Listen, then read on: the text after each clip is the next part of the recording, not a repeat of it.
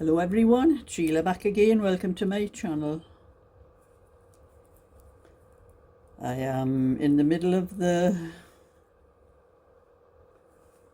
lemon one. I've put the bands on the front, and I'm putting the collar on. I'm putting the collar on now.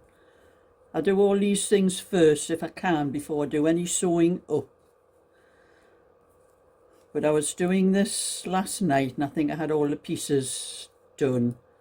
But after a certain time, when I'm watching things on my computer, because I do have the TV in my computer now, I can watch all the TV programs on my computer, as well as films and other TV shows, you know, that I've saved off the television. You know, I record a lot of things and then edit out all the adverts, you know, when you have all the breaks for the adverts and everything like that, and for things that I might want to watch again. So I have all things like that in my computer and I'm never bored.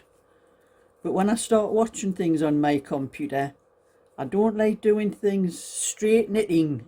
I don't mind, but I will not pick things up where I would have had to, with this one here, before you do the collar, you have to do the front bands, because you're taking stitches from the middle of the bands when you work round for the collar, so that the meet at the middle, you know.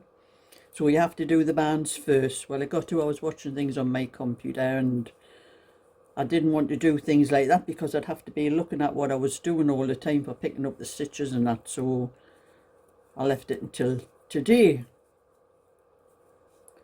So I've done that. I've picked all the bands up and I'm busy doing the collar now. But because I'd stopped doing that last night, I thought I'll start on that was the rosebud one. I've done the rib on it. That was as much as I got done before I went to bed last night, so that's got started. So when I finish this, but I do have a little hat to do to go with this as well, and I'm also having a cup of tea here while I'm sitting talking.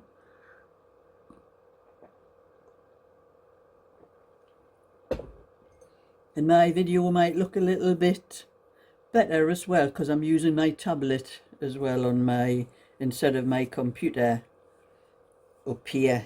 Just I thought I'd see what the quality of the picture was like off my tablet. I always get a good quality picture on my tablet anywhere I use it, but I thought I'd see what it's like in this room, because you don't see on my computer, you can see more with the tablet, even though it's the same distance.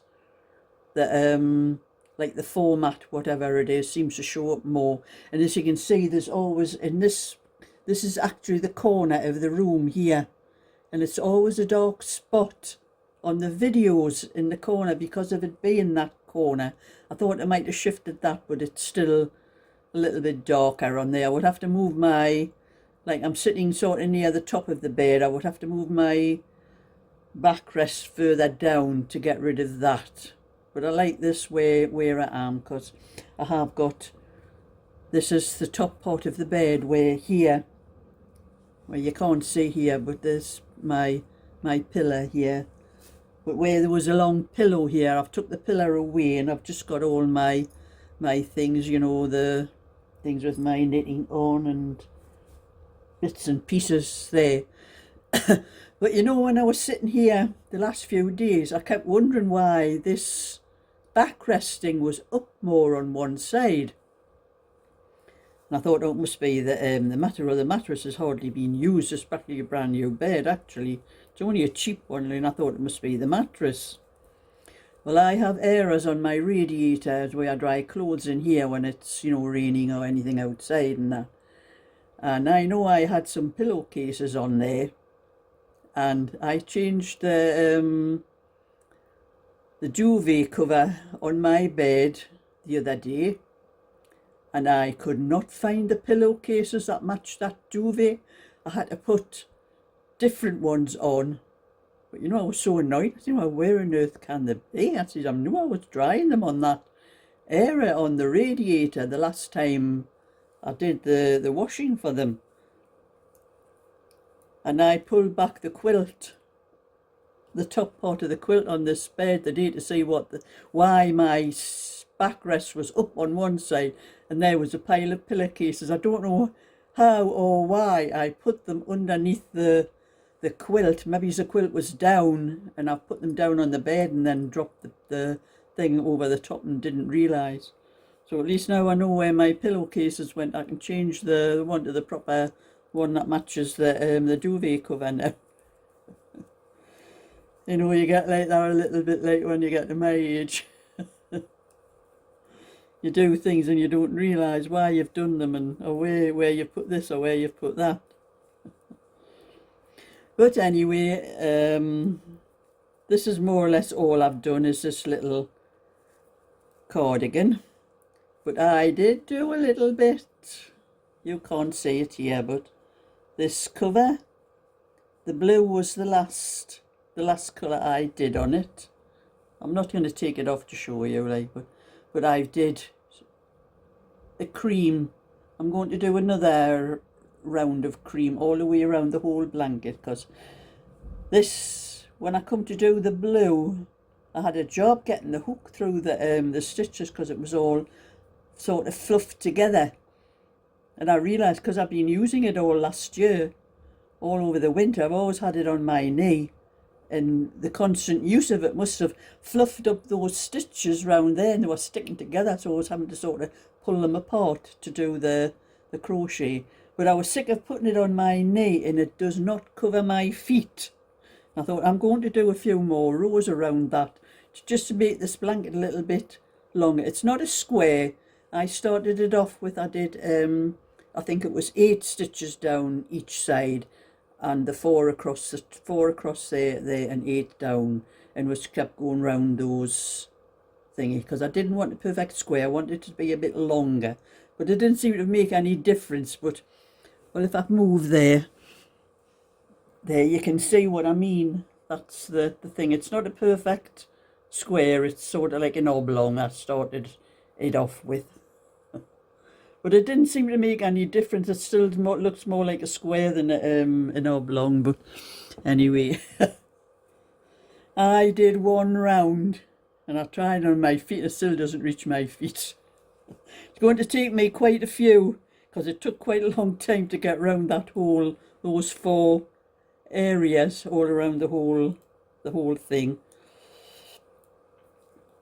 But never mind, I could have been doing that all the time, you know, last year, like just one round everything, but I just did it so much and I wasn't even doing it and I was just using up odd bits of wool that I had left over from things. It wasn't particularly for any reason.